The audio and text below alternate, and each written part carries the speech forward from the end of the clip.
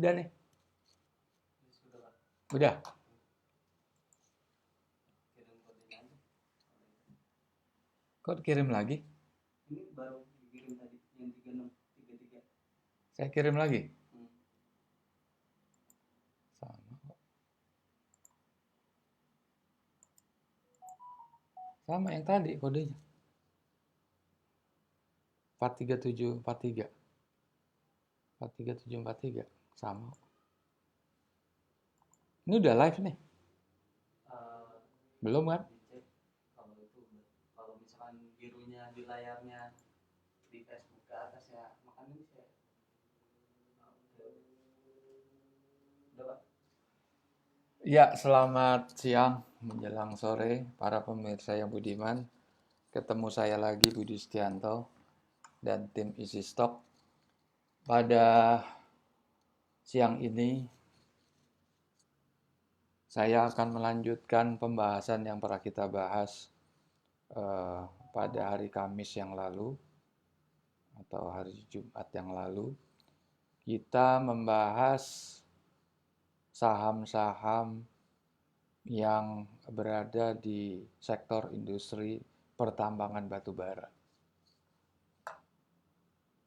Nah, di situ kita lihat dulu di kondisi pasar batu bara saat ini. Kalau kita lihat posisi setengah tahun atau 3/4 tahun sebelumnya, itu dari kira-kira bulan Maret lah, bulan Maret sampai saat ini, itu grafik terjadi peningkatan yang luar biasa di pertengahan Oktober, yang saat itu eh, saat itu saat itu kondisi harga saat itu sekitar 50 dan sekarang posisinya hampir di tingkat 90 dolar per ton ya. Kalau kita lihat juga kondisi lainnya adalah kondisi harga minyak bumi, minyak dunia itu mencapai di atas 52 US dollar per barrel, dan sejak bulan Maret atau April lah itu jatuh ke level di bawah 20 dolar per barrel. Nah, kondisi-kondisi inilah menyebabkan perusahaan-perusahaan yang terkait di sektor energi, dan pada saat ini kita hanya membahas industri tambang batu bara, itu terjadi peningkatan yang luar biasa. Nah, ini ada satu artikel lah, harga batu bara tembus 90 dolar per ton. Saham batu bara sekian panas. Di situ di artikel ini, artikel dari portal newsbusiness.com yang mengutip data Bloomberg. Nah, ini yang tadi saya tunjukkan, ini kan data Bloomberg nih. Nah, ini data Bloomberg ini mengupas berapa saham, salah satu Indika Energy dengan kode sahamnya INDI, Bumi Resources dengan kode Bumi, PT Bukit Asam, PTBA, dan Delta Dunia Makmur, itu semuanya naik sekian persen. Juga yang tidak kalah adalah saham Indo Tambang Raya dan Harum Energi, juga saham Adaro Energi. Nah, kita balik ke slide kita. Nah, sebelum saya memasuki itu, saya coba menjelaskan kondisi pemain di pasar modal. Kondisi pemain di pasar modal itu dikenal dengan pasar zero sum game. Di sini berarti di dalam pertandingan ini hanya satu pihak yang menang, yang lain kalah semua. Nah, kalau kita lihat komposisi berapa jumlah pemain, itu 10% investor dan 90% spekulan. Andaikan jumlah pemain saham di Indonesia itu katakan 10 juta, itu 1 jutanya adalah investor murni dan 9 jutanya adalah spekulan. Zero sum game itu yang menang cuma bandar atau investor. Nah, inilah yang membuat anggapan bahwa pasar modal kita ini, terutama pasar modal kita, adalah ibaratnya meja judi seperti di Las Vegas atau di Tanah Genting atau Christmas Island. Nah, banyak artikel-artikel atau pesan-pesan dari orang-orang yang sukses atau orang-orang bijak, orang-orang yang berhasil dalam usahanya di dunia itu banyak menyarankan masuk ke pasar modal, Anda investasi di sana dan Anda akan menjadi kaya. Itu betul. Tapi kenapa beranggapan atau terjadi suatu anggapan bahwa pasar modal itu adalah ajang perjudian? Nah, disinilah yang harus kita pahamin. Karena pemain di pasar modal itu harus melakukan suatu analisa. Analisa itu adalah suatu kalkulasi, perhitungan, dengan berbagai macam metode. Dan itu karena usia pasar modal itu sudah ratusan tahun, berarti macam-macam metode itu juga sangat banyak sekali. Tetapi saya mau coba bagi kepada 4 komponen atau 4 jenis analisa. Pertama fundamental, kedua teknikal, ketiga gabungan fundamental dan teknikal, keempat ada rumors dan news. Rumors dan news itu adalah murni spekulan, karena dia tidak mendasar apapun. Tidak ada patokan, tidak ada rumusan atau formulasi apapun yang digunakan untuk sebagai dasar pembelian suatu saham. Karena di dalam permainan di pasar modal yang terpenting itu adalah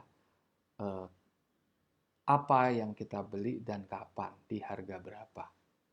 Nah, kapan itu terkait sama momen atau harga tertentu yang itu akan punya potensi untuk naik di kemudian hari.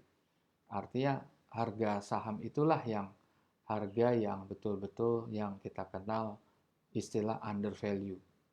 Secara value atau secara valuasi, secara nilai wajar itu atau nilai sebenarnya itu harganya masih di bawah. Artinya suatu saham yang memang didukung oleh emiten atau perusahaan yang memang mempunyai kinerja realnya bagus, seperti macam-macam di industri mobil, industri makanan, minuman, industri telekomunikasi, dan lain sebagainya. Itu mereka berhasil menciptakan kinerja yang selalu meningkat. Nah, tanpa memandang atau sumber daripada apa yang menyebabkan harga itu bisa naik, bisa turun, atau hanya mendatar. Sebetulnya itu tidak lepas dari apa yang disebut siapa di belakang ini. Di belakang ini adalah perusahaan apa di belakang kode saham. Bagaimana kinerjanya mereka. Nah, itu adalah paham fundamental.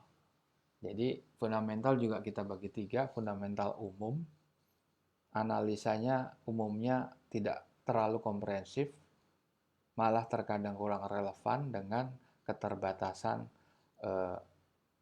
analisanya, jadi tidak komprehensif. Analisa kedua adalah stock valuation calculator dengan formulasi.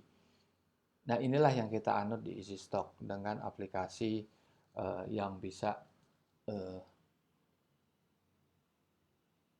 Anda download secara free Yaitu pertama Anda kan harus masuk ke Google Play. Di sana Anda harus ketik Easy Stock. Nah, Anda ketik Easy Stock, Anda keluar logo hijau merah. Nah, di situ Anda open. Nah, ini awalnya akan keluar seperti ini. Di bawahnya ada stock simulator, forecast simulator. Ini diperuntukkan untuk Anda-Anda yang memang mempunyai jenis usaha yang Anda ingin suatu saat akan menjual saham Anda di publik, dan pada saat sekarang Anda ingin membutuhkan alat untuk memvaluasi atau menilai usaha Anda. Dan itu bisa Anda buka dan Anda bisa ngisi nama perusahaan Anda. Nah, di sini kan nama perusahaan kami BSA Capital, ininya apa, bidang usahanya apa, lokasinya di mana, ada alamat emailnya atau tidak. Nah, setelah itu kita masuk ke sini dan kita masukin angka-angkanya. Di sini non BR itu non bursa. Jadi perusahaan-perusahaan yang belum masuk bursa, Anda bisa mencoba memasukkan ini, nanti akan keluar intrinsic higher band-nya, yaitu nilai wajar tertinggi dan nilai wajar terendah, atau true value tertinggi dan true value terendah. Nah, ini closing pasti nggak ada, volume juga nggak ada. Ini hanya diperuntukkan oleh Anda yang sudah mendownload aplikasi Easy Stock dan Anda ingin mencoba untuk menilai atau memvaluasi usaha yang akan Anda suatu saat akan Anda jual sahamnya di publik atau di stock market. Oke. Nah, ini kita balik lagi ke awal. Ada bendera 4 negara, Indonesia, Singapura, Malaysia, dan Thailand. Karena memang rencananya kita akan masuk di ketiga negara tersebut. Sekarang ini kita baru masuk hanya Indonesia. Kita klik bendera Indonesia dan itu akan masuk ke seluruh saham yang listed, jumlahnya 716, dan itu Anda akan secara free, Anda akan bisa melihat di dalam layar Anda, di depan layar Anda itu, kalau di abjad awal itu ada kode AALI, yaitu emitennya namanya Astra Argo Lestari, dan itu ada angka-angka high. High itu adalah nilai wajar tertinggi, itu adalah 11.441, nilai wajar terendah adalah 3.707, dan closing price-nya 12.100. Jadi menurut perhitungan Easy Stock, saham Astra Argo Lestari atau ALI ini, itu kalau kita lihat angka HV dibagi P, yaitu high value dibandingkan dengan P atau harga closing price-nya. Closing price-nya adalah 12.100. Maka keluar nilai 95%. Artinya ini harga saham ini sudah kemahalan 5%. Nah, itu nilai tertingginya. Kalau nilai terendahnya yang sebesar 3.707, kalau kita bandingkan LV dibagi P, berarti low value dibagikan sama harga dibanding dengan harga, itu keluar angka 31%. Artinya saham ini sudah terlalu mahal sebesar 69%. Begitu cara bacanya. Nah, ini bisa lagi di bawahnya itu saham Mahaka Media atau ABBA. Itu closing price 80, tetapi high value dan low value-nya kok negatif. Nah, angka negatif itu nanti akan kita jelaskan berdasarkan kupasan-kupasan analisa di tahap berikutnya. Nah, analisa fundamental berikutnya adalah analisa fundamental yang berdasarkan bukan numbers. Kalau stock valuation calculator itu murni angka, numbers. Tetapi angka ini atau parameter-parameter numbers yang digunakan di easy stock atau stock valuation calculator ini mempunyai dua komponen internal dan komponen eksternal. Eksternal ini yang berubah tiap hari. Eksternal ini dipakai satu parameter yang disebut government bond yield. Nah, nanti kita kupas. Itu ada surat utang negara yang dijadikan ukuran dunia, ukuran investor dunia yang ingin menganalisa risiko dari suatu negara, country risk dari suatu negara. Oke, analisa yang sangat populer, jelas melebihi popularitas dari analisa fundamental, itu adalah analisa grafik atau analisa teknikal. Analisa teknikal itu juga terbagi. Si pelaksana itu ada seorang profesional atau hanya seorang amatir. Tentunya analis yang profesional itu menguasai banyak ilmu, banyak metode, banyak pengalaman, jam terbang. Sedangkan analis amatir tentunya dia banyak kekurangan sana sini. Kemudian analisa penggabungan dari dua analisa itu. Nah, tentunya apa yang dimaksud dengan penggabungan? Pergerakan harga saham itu banyak ditentukan oleh pergerakan yang ada di grafik harga saham, itu analisa teknikal. Maka analisa teknikal itu sering disebut sebagai chartis atau orang-orang yang menganalisa grafik. Nah, analisa fundamental di sini itu penting untuk mengetahui apakah harga beli ini harga yang wajar dan harga di bawah nilai wajarnya. Artinya apa? Tujuan kita membeli saham itu tujuannya adalah untuk mengalami capital gain atau profit. Setelah itu kita jual, kita akan merealisasi suatu profit atau cash in. Disitulah tujuannya.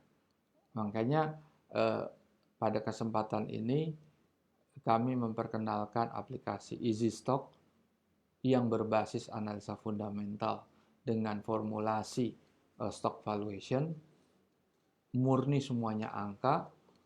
Yang tadi saya sampaikan faktor eksternalnya adalah government bond, yang kedua faktor eksternalnya adalah industri atau revenue average growth gitu. Jadi pertumbuhan rata-rata daripada revenue daripada suatu emiten.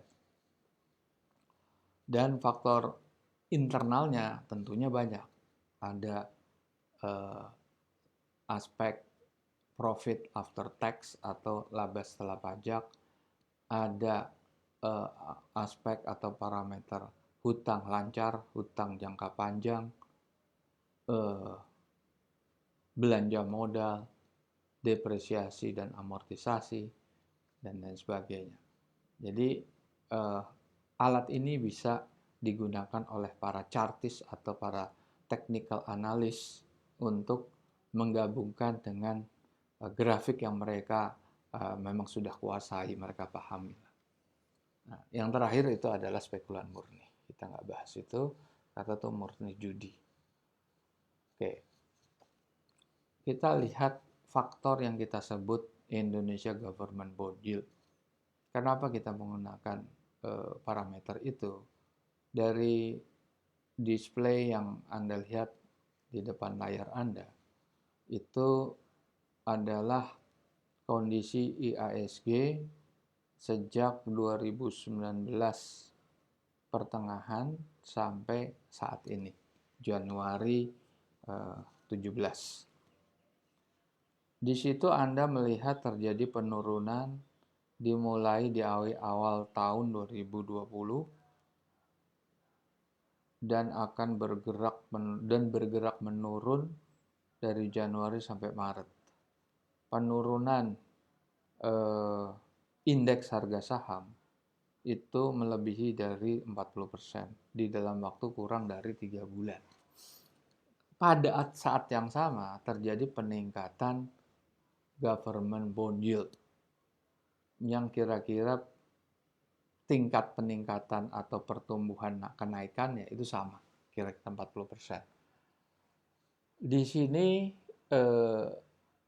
Anda akan melihat terjadi perpindahan aliran dana dari pasar modal masuk ke pasar uang. Pada intinya, kalau indeks itu turun, nilai saham orang, nilai saham pemain saham, market cap atau market capitalization daripada saham-saham yang dimiliki oleh para pemain saham itu akan mengalami penurunan. Itu kalau pemain-pemain yang sudah memegang saham-saham. Nah, umumnya pada perjalanan penurunan indeks yang mencapai lebih dari 40%, di antara periode itu mereka melakukan penjualan karena nilai sahamnya jatuh, turun. Mereka menjual, mereka memperoleh cash, dan mereka memindahkan duit cash itu ke dalam instrumen-instrumen yang berpendapatan tetap seperti obligasi, deposito, dan lain sebagainya yang pastinya itu lebih secure, lebih aman daripada investasi di pasar modal yang turun drastis. Nah, tetapi tidak lama setelah periode bulan Maret itu terjadi kontraksi atau terjadi perubahan tren yang tadinya jatuh itu mulai perlahan naik. Di sini apa yang bisa kita pelajari? Kenapa begitu cepat padahal di bulan Maret itu puncak-puncaknya pandemi atau COVID-19 yang diumumkan oleh Presiden Jokowi secara resmi bahwa Indonesia sudah terjangkit ke dalam pusaran COVID-19. Nah, pada saat itu harga saham langsung merespon negatif, langsung turun luar biasa, tetapi pemerintah itu sudah mengantisipasi dengan memelihara atau menjaga kondisi moneter. Jadi tidak ada atau mereka berusaha untuk menekan suku bunga supaya tetap rendah, supaya bisa menggariahkan sektor swasta. Nah, sektor swasta itu salah satunya yang terbesar adalah di pasar modal. Nah, dengan kondisi pemerintah, sikap pemerintah yang bisa mempertahankan tingkat suku bunga, itu otomatis orang tidak semua berpindah ke pasar uang, tapi tetap atau masuk kembali ke pasar modal. Karena tingkat suku bunga di pasar uang sangat rendah, tidak menarik untuk return-nya dia atau yield-nya dia itu tidak menarik. Inilah terjadi kenaikan-kenaikan lagi dan dalam waktu 9 bulan kemudian yaitu di akhir tahun itu indeks harga saham sudah kembali ke posisi semula sebelum dimulainya penurunan yaitu Januari 2020. Jadi sudah masuk atau menyamai level di tahun 2019. Oke. Nah, sekarang kita membahas spesifik kepada perusahaan yang bergerak di bidang tambang batubara. Tambang batubara memang terjadi suatu lonjakan yang luar biasa, kenaikan 60% dari 51 US dollar per ton naik menjadi 85 atau bahkan bisa sampai 90 sekarang udah di atas 60% ya kenaikannya. Inilah yang mendorong karena perusahaan tambang batubara itu mendominasi atau memberlakukan mata uang asing yaitu US dollar terhadap produk-produk yang dijual dan patokannya atau ukurannya atau benchmarknya adalah uh, uh, harga batu bara pasar dunia, yaitu yang naik drastis sebesar 60%. Kenaikan batu bara dunia ini apakah terjadi tiba-tiba atau tanpa didampingi oleh komoditas yang lain? Tentunya ya, karena batu bara itu naik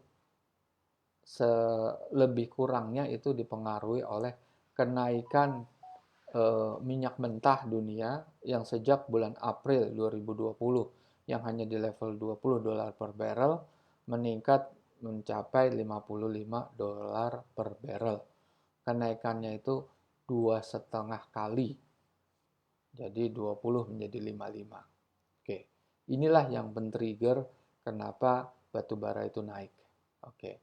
Sekarang kita pilih. Yang top gainer apa aja? Itu ada 16 perusahaan yang mengalami profit 2 kali lipat. Itu ada berapa saham, yaitu Bumi Resources, Harum Energy, Indika Energy, dan Sumber Global Energy. Itu kenaikannya 4 saham itu 2 kali lipat dalam periode 92 hari. Dan ini tidak menghitung naik turunnya ya. Anggap kita lepas pada 5 Januari. Ini sebetulnya nggak 5 Januari, ini 15 Januari, ini salah ini. 15, jadi 5 Oktober sampai 15 Januari, sekitar 3 bulan. Itu profitnya seperti Anda lihat di tabel itu. Paling rendah itu 12%. Tapi di antara itu mereka kan fluktuatif. Tertinggi, terendah, closing, dan lain sebagainya. Oke. Kita lihat pertama. Wah, ini saya atau kami menyebut ini saham spekulasi, Bumi Resources. Itu naiknya profitnya 2 kali lipat. Kenapa? Apakah karena ini tiba-tiba nggak ada volume, tiba-tiba naik? Gara-gara ini kan kalau Anda lihat ini bulan 11, bulan 12 sama. Itu adalah kenaikan daripada, nah sama kan, November sampai Desember. Itulah 1 bulan, periode 1 bulan yang kenaikannya luar biasa. Oke, dia sampai 2 kali lipat itu kenaikannya. Bumi Resources. Apalagi? Saham Bumi Resources Material masih satu grup dengan Bumi Resources, pemiliknya adalah keluarga Bakri, itu profitnya sampai 75% dalam waktu 1 bulan. Kita lihat Bayan Resources bergerak juga di industri yang sama, kenaikannya 63%. Delta Dunia Makmur kenaikannya 60%. Itu dalam waktu 1 bulan. Mereka 1 bulan semua. Di sini juga 1 bulan. 1 bulan lebih lah, kira-kira 1 bulan. 1 bulan. Transcoal Pacific juga mengalami kenaikan terus. Dalam 2 bulan terakhir naik terus sampai 45%. Turun lagi, naik lagi dalam waktu cuma 15 hari. Naik lagi 50% lebih. Saham Kapuas Primakol atau Zinc itu naik 75% dalam waktu 1 bulan lebih. Kami menyebut saham spekulasi. Ada lagi Resource Alam Resource Alam Indonesia atau kode KKGI naik juga 80% dalam waktu 1 bulan. Jadi betul-betul mengikuti apa yang terjadi kenaikan di bursa komoditi dunia, yaitu harga batu bara di pasar dunia. Harum Energy naik 83% dalam waktu 1,5 atau 1 bulan lebih. Bara Multi juga naik, ini naiknya nggak terlalu besar seperti yang lain, 25%. Nah, kenapa itu kami sebut di sini? Di sinilah kita menggunakan easy stock. Nah, easy stock ini di tabel ini ada kode, ada yang pertama tuh val sama H, yaitu valuasi tertinggi, val strip L itu valuasi terendah, dan harga closingnya. Ini closingnya bukan 2020 tapi 2021. Ini saya pakai 15 Januari kemarin. Dan delta itu adalah perbandingan harga dengan valuasinya. perbandingan valuasi tertinggi dengan harga. Yang warna biru itu judulnya atau di tabel itu, dan warna merah ada delta terendah, valuasi terendah dibanding dengan harga. Terus tabel berikutnya atau kolom berikutnya adalah volume. Volume 2021 sebetulnya, bukan volume 2020. Market cap. Nah, ini kita urutkan atau kita sort berdasarkan market cap. Market cap tertinggi adalah Bayan Resources, diikuti Adaro, CCPI, Bukit Asam, dan lain sebagainya. Dan itu keterangan nih sebetulnya, kolomnya kolom keterangan yang kita sajikan dalam bentuk warna. Warna hijau itu keterangannya adalah under value. Kalau warna kuning itu under value tapi ada downside karena ada harga tertinggi, valuasi tertinggi dan valuasi terendah. Kalau warna oranye itu over value, artinya sudah kemahalan. Harganya melebihi dari nilai wajarnya. Kalau merah tidak bisa dianalisa. Nah, actionnya gimana? Under value, bisa dibeli. Kita lihat persentase upside-nya masih panjang atau enggak. Kalau tipis, ya siap-siap untuk dapat profit kecil dan siap-siap untuk trading aja.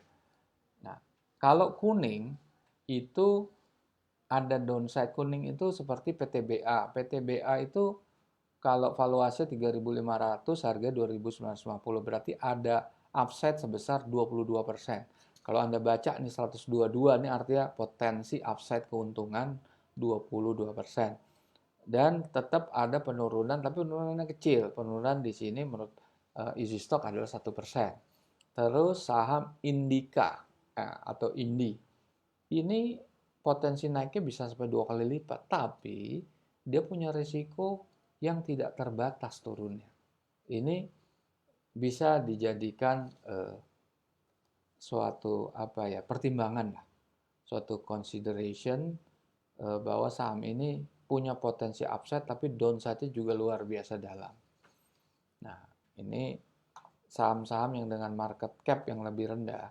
Biasanya kalau yang cap-nya lebih rendah itu tingkat likuiditasnya tidak setinggi daripada saham-saham yang market cap-nya tinggi atau paling nggak yang volumenya. Ini bisa diukur dari volume juga. Nah, ini dari saham yang saya warnain hijau itu BSSR, MBAP, DOIT, dan MYO. Itu yang tertinggi volume perdagangannya hanya MYO. Yang lain rendah semuanya. Malah BSSR kecil sekali. Bayan Resources yang market cap-nya tinggi itu bergeraknya juga tipis. Artinya volume perdagangannya tipis. Nah, apa yang Anda lakukan dengan kondisi seperti ini? Actionnya adalah kalau hijau Anda bisa beli. Yang tadi saya bilang. Kuning bisa beli tapi terbatas. Over value jangan beli. Kalau merah dihindari. Kenapa dihindari? Orang itu untung terus gitu. Nah, kita coba lihat kondisi market saat ini. Kondisi market saat ini, nah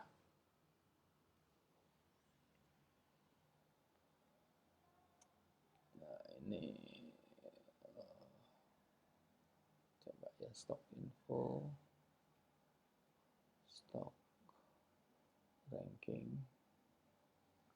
Nah, kita lihat stock ranking ordinary stock, atau kita lihat sebentar. Kita lihat order, automatic order, stock info, stock recommendation, broker, automatic.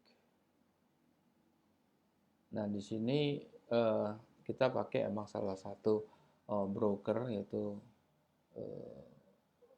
brokernya kita pakai e-trading di sini. Stock ranking, oke.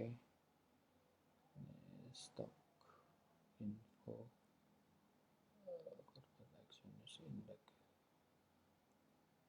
info.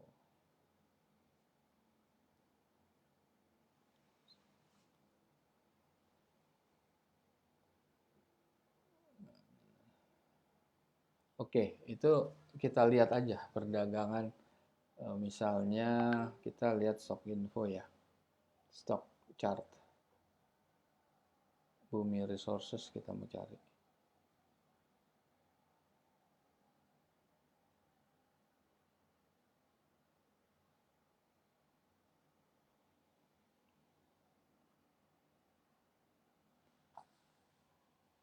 Nah itu di dalam valuasi fundamental actionnya hindari, malah saham ini tidak bisa dianalisa. Tapi kalau lihat dari grafik pasar saat ini, saham itu tetap melejit, malahan dalam zona hijau yang naik terus. Tapi kenapa kita harus menghindari? Ya, disinilah tentunya ada perbedaan pendapat antara chartis dengan fundamentalis. Nah, dari sudut pandang analisa fundamental, ini saham ini jangan disentuh. Kenapa begitu? Nah, nanti ada dasarnya kita jelaskan berikut. Nah, ini kita pilih saham-saham yang dalam kategori merah. Kita akan kupas. Adalah Bumi Resources, BOS, dan TCPI. Oke. Nah, kesimpulan kinerja second line, kita buat second line namanya, saham-saham di lapis kedua. Mereka meraih profit jelas, malah profit ini masih jalan terus, saham Bumi masih make money, capital gain itu 2 kali lipat atau bahkan bisa lebih. Emiten dengan valuasi negatif artinya apa? Nah, oke, kita masukkan 4 saham. Indi, TCPI, Bumi, dan BOS. Kita lihat laba bersihnya setelah pajak. Ketiga emiten mengalami kerugian. Hanya TCPI yang untung. Oke, kita membandingkan dari sisi earning untuk memperoleh apa yang disebut cash flow atau free cash flow. Indika Energy, laba negatif, belanja modal masih jalan, akumulasi penyusutan, dia mengalami negatif cash flow 963 miliar. TCPI satu-satunya mencetak laba di 4 kategori saham yang akan kita bahas di second line. Itu belanja modal masih lebih rendah dari akumulasi penyusutannya sehingga cash flow-nya positif. Bumi Resources itu negatif cash flow-nya lebih dari 1 triliun. BOS itu juga mengalami negatif cash flow lebih dari 10 miliar. Oke. Itu dari sisi earning. Sekarang kita lihat dari sisi neraca. Indi net working capital-nya positif. 7 triliun. Ya kan? Jadi secara logika net working capital itu bisa nutup negatif cash flow. Oke, di situ logikanya. Kenapa dia masih punya valuasi positif? Ini bisa dilihat di sini juga nih. Ini dilihat di aplikasi kita, Easy Stock, kita ketik Indi.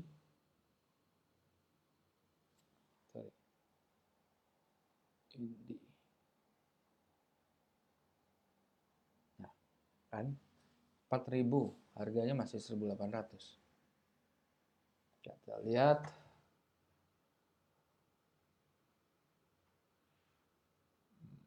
Agak lama ya.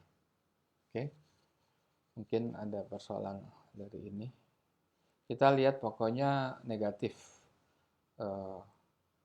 Cash flow bisa ditutup dengan net working capital. Oke, kita lihat saham lain, TCPI lah. TCPI kita lihat. Oke.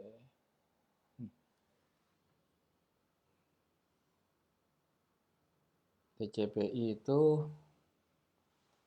laporan keuangan Q3 2020, Q2 sorry, masih Q2 2020 Di sini TPI kalau di presentation chart dia positive cash flow, tetapi net working capitalnya negatif 200 miliar lebih. Dan berikutnya kalau net current asset dibandingkan dengan total hutang, semuanya negatif di sini. Artinya neracanya defisit. Nah, neraca defisit itu kalau kita lihat tabel valuasinya, kita lihat di situ ya. Pasti ada sisi valuasi terendahnya itu negatif semua. Indi negatif 5.000, Bumi negatif 1.200, TCPI negatif 72, dan BOS negatif 1.036. Karena apa? Di sini perhitungan valuasi terendah itu memasukkan total hutang.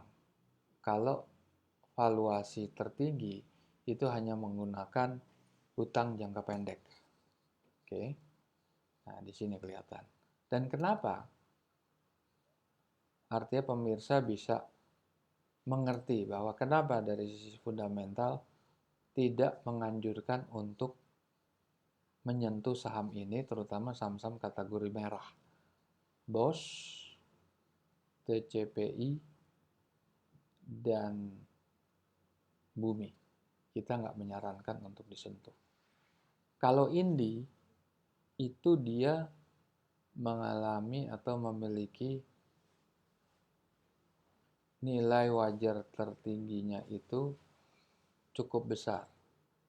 5.300 dibanding dengan closing price-nya 1.800. Jadi masih 2 kali lebih besar daripada harga yang saat ini.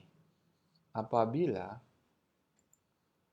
harga batu bara itu naik terus ke atas seperti yang diungkap dalam artikel ini, harga batu bara tembus $90 per ton dan saham-saham masih bergerak naik. Ini bisa aja Anda tetap melakukannya. Tapi mungkin dari para pemirsa juga akan berdebat, kenapa Bumi itu naik terus kok? Ya artinya begini, ini sisi fundamental yang betul-betul menghitung kinerja dari emiten. Anda bisa melihat angka-angka ini tidak rekayasa. Angka-angka ini Anda cocokkan dengan laporan keuangan, Anda bisa ambil dari sini. Laporan keuangan Anda dari Bumi,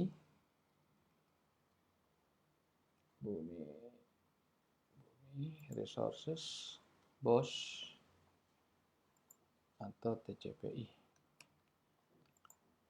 Anda lihat di sini. Which 2020. Nah, Anda download di sini. Financial statement-nya Anda download. Anda akan bisa lihat. Seperti di sini Bumi Resources, laporan keuangan.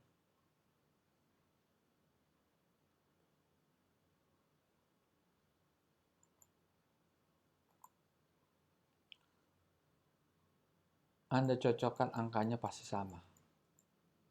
Nih, angkanya di sini. Pasti sama jumlahnya. Berapa?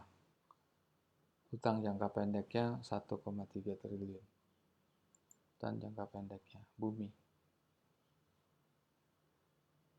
19. Oh, ini total, salah, ini total. Jangka pendek Bumi, oh ini dalam US dollar. Anda kalikan, ini udah dikalikan rupiah. Ini dalam rupiah. Atau Anda lihat yang lebih ini lagi. Misalnya TCPI.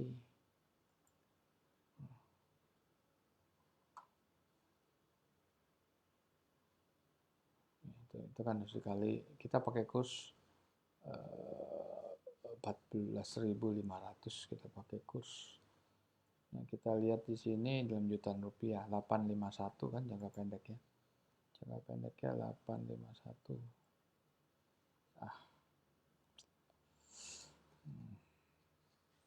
TCPI jangka pendeknya.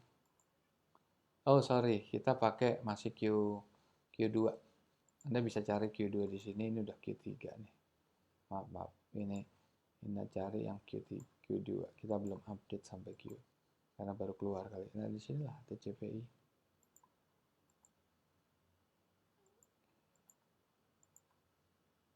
TCPI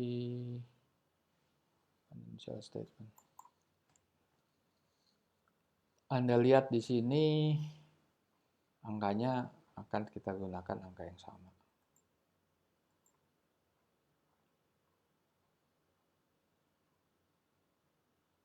Sembilan 12 ya, jangka pendek. CPI 912 kan? 561. Ya. Oke. Siap. Kalau gitu kita kembali lagi kepada chart kita. Kita lihat perusahaan-perusahaan yang memiliki fundamental bagus. Kalau di sini kita lihat yang hijau ya. Saya ngupas ini Adaro, ITMG, PTBA yang kuning masih bagus. Nah, kita lihat kondisinya seperti apa. Ini Adaro. Adaro tuh kenaikannya 35% dalam waktu 1,5 bulan. Dan dia masih punya potensi untuk naik menurut fundamental. Nah, angkanya dia Adaro itu value high-nya 3.300, jadi masih punya upside 2 kali lipat. Karena harganya sekarang masih 1.450, masih punya potensi, atau paling tidak dia naik 30% ke 1.900. Tetapi memang di sini banyak faktor-faktornya. Artinya kalau Adaro bisa mempertahankan. Nah, angka-angka ini kan keluar dari kinerja keuangan mereka. Kinerja keuangan mereka itu kan dalam US dollar. Itu kan terkait sama harga batu bara dunia. Terkait sama nilai kurs. Kalau terjadi gejolak di nilai kurs dan terjadi perubahan di harga batu bara yang bukan tetap atau naik atau malah turun, tentunya valuasinya akan turun juga gitu. Jadi ini sangat tergantung dari kondisi pasar dunia dalam artian batu bara itu sendiri gitu. Oke. Nah, kita coba ngitung dengan metode lain, metode book value yang terkenal juga di fundamental. Kalau metode book value, saham Adaro itu cuma 1.411. Artinya saham itu sudah terlalu mahal. Kan harganya sekarang Adaro itu 1.000. Saya lihat Adaro di sini ya.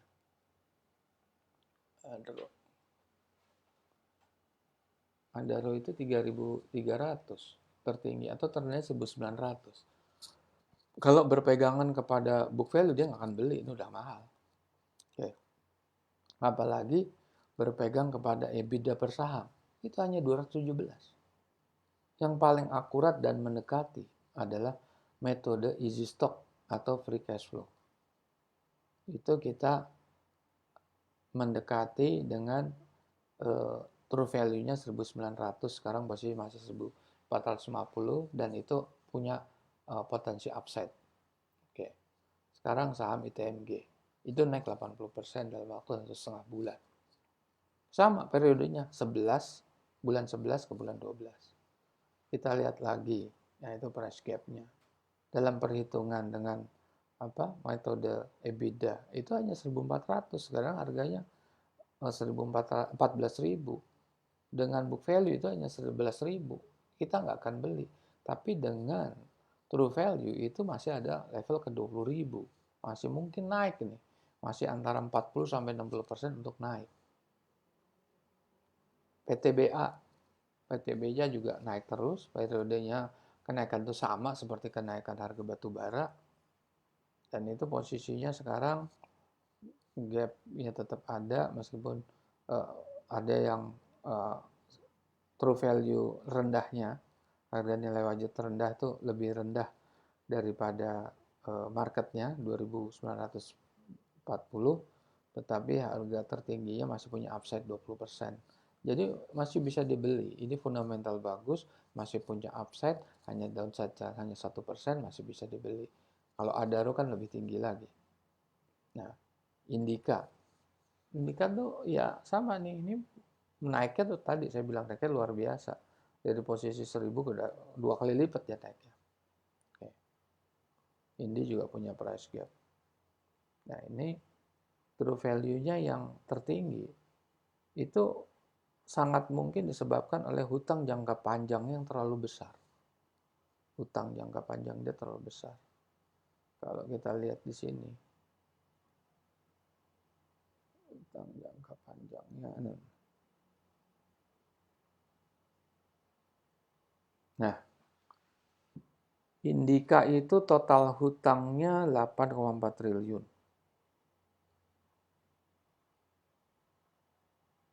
Sorry, ini salah nih. Ini kan enggak jangka pendeknya 8 triliun. Kalau di jumlah ini 26 tambah 8 itu kan 35 triliun. Inilah yang sangat memberatkan adalah hutang jangka panjangnya sebesar 26 triliun. Kita lihat di sini, kita bisa lihat Indika. Kita lihat yang kita pakai yang ketiga udah kalau Indika.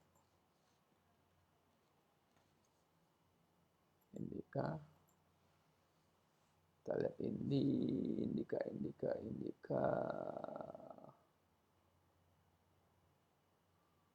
Oke.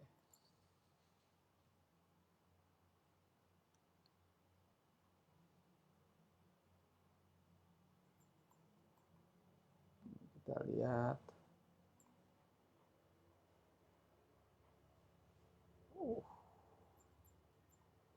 Anda bisa cek ini dalam US dollar dia pakai ya.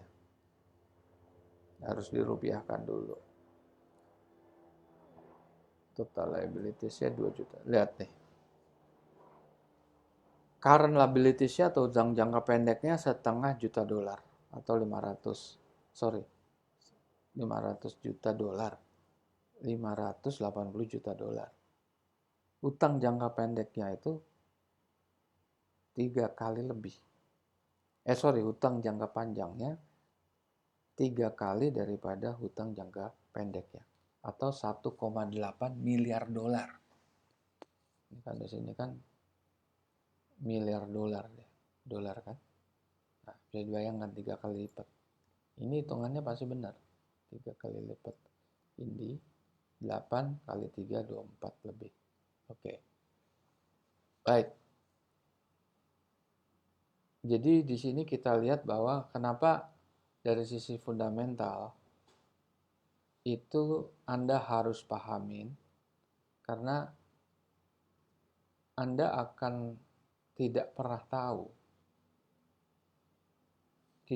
tahu kondisi daripada pergerakan harga coal ini.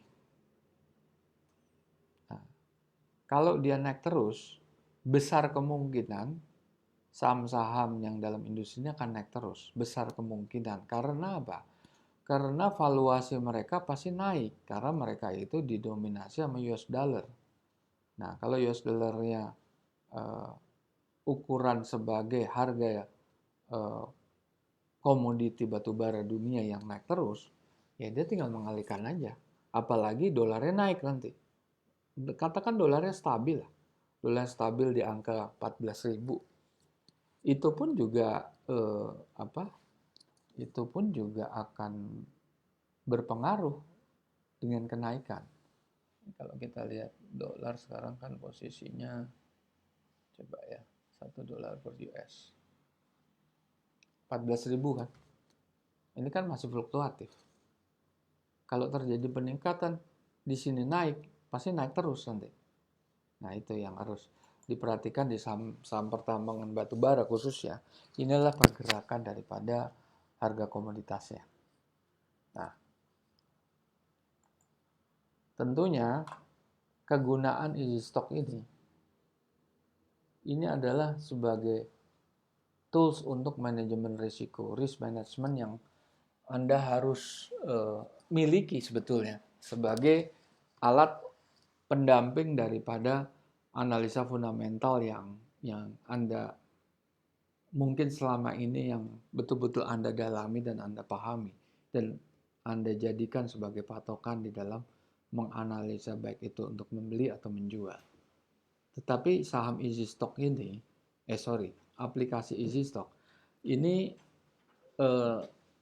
Anda sudah mendengar penjelasan dari kami, ini sangat sangat berguna lah, sangat berguna untuk memanage risiko Anda, terutama saat Anda melakukan pembelian. Di sini penting sekali, karena tanpa ini Anda akan terus membeli saham-saham yang kalau menurut analisa fundamental itu kami katakan saham yang tidak bisa dianalisa, seperti di sinilah. Dan Anda juga harus tahu bahwa pasar modal itu adalah yang bersifat zero sum game. Kalau Anda masuk sekarang, katakan Anda masuk di posisi Bumi Resources 156 atau Anda masuk di saham TCPI, Pacific, Anda masuk di level 8.450. Pertanyaannya apa yang terjadi? Kalau komposisi 10%, 90% yang saya jelaskan di awal, 10% adalah pemain-pemain kelas kakap, pemain-pemain besar, penggerak atau market makernya, atau market movernya. Kalau dia menjual semua, apa yang terjadi? Apakah saham ini bisa naik? Kecil kemungkinan tidak akan pernah bisa naik kalau saham itu dilepas. Disinilah, karena kami meyakini bahwa 10% yang ada di market, di pasar modal, itu adalah orang yang menghitung seperti kami. Masalah metode perhitungannya bisa sedikit berbeda, tapi hasilnya tidak akan beda jauh. Anda pasti mengenal, kalau yang tadi saya kasih contoh itu adalah metode book value dan EBITDA. Mungkin itu tidak dilakukan oleh mereka-mereka yang profesional yang tergolong dari investor murni yang 10% itu. Mereka menggunakan, bisa jadi seperti yang kami buat, atau memakai metode discounted cash flow yang cukup terkenal, DCF. Nah, itu mirip sekali yang ini. Cuma kenapa kami bisa mengklaim kami lebih komprehensif? Karena kami menghitung di dua sisi. Yang utama adalah sisi profit and loss dan posisi daripada balance sheet. Dan itu juga kita mengaitkan juga statement dari cash flow. Oke, di sini kita coba sampaikan kepada pemirsa dasar perhitungan kita. Jadi ini betul-betul bisa memanage risiko yang akan Anda belah di sini. Kita ngambil tiap 3 bulan quarterly financial report yang dirilis oleh Bursa Efek. Terkadang mereka belum muncul tapi udah ada di official company website. Kita analisa profit and loss, cash flow, balance sheet, dan auditor's note. Makanya kami sarankan menggunakan statement yang seperti ini. Nah, menggunakan statement ini namanya disebut long list. Long list itu ada pernyataan dari direksi, emiten, dan pernyataan dari auditornya. Nah, di sini. Dan ini kalau yang short list itu hanya muncul statement keuangan ini aja. Selebihnya nggak ada. Cash flow biasanya jarang ada. Malah ini nggak ada, karena di sini ada komponen-komponen lain yang penting. Yang disebut capital expenditure itu adanya di dalam sini. Dan perhitungan ini sudah termasuk di dalam perhitungan easy stock.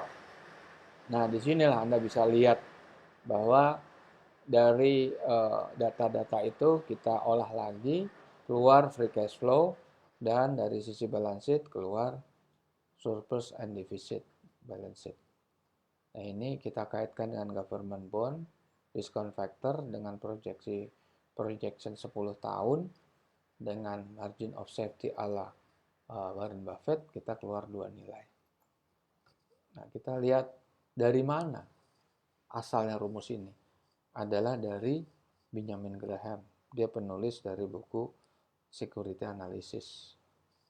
Di dalam Security Analysis ini dan gabungan dari bukunya Warren Buffett, ini akan keluar ini. Nah, rumus itu dari sana. Oke, dan kebetulan kami sudah bisa mempatenkan dalam bentuk program komputer. Hak paten kita berlaku 50 tahun. Nah, disinilah. Nah, tentunya ada pernyataan Warren Buffett bahwa ininya mereka, pahamnya dia, itu 85% adalah pahamnya Benjamin Graham dan 15% pahamnya Philip Fisher. Philip Fisher itu murni analisa kualitatif. Saya pikir karena webinar ini terbatas waktunya, nanti di acara berikutnya kita akan memperoleh kesempatan untuk membuka lebih dalam bagaimana faktor-faktor terutama yang terkait dengan metode Philip Fisher. Nah, ini meskipun metode Philip Fisher itu tidak mungkin kita bisa quantify atau kita masukkan ke dalam analisa easy stock, karena itu sifatnya sangat abstrak, tidak mungkin kita memberikan number daripada analisa itu, sehingga kita masih berpegang kepada security analysis dan Warren Buffett way.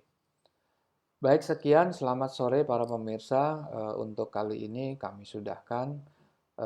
Mudah-mudahan bermanfaat dan Anda bisa melakukan investasi di pasar saham atau trading yang lebih bijak dengan menganalisa atau memanage risiko terjadinya kerugian. Terima kasih atas perhatian Anda. Selamat jumpa di hari Kamis mendatang. Terima kasih.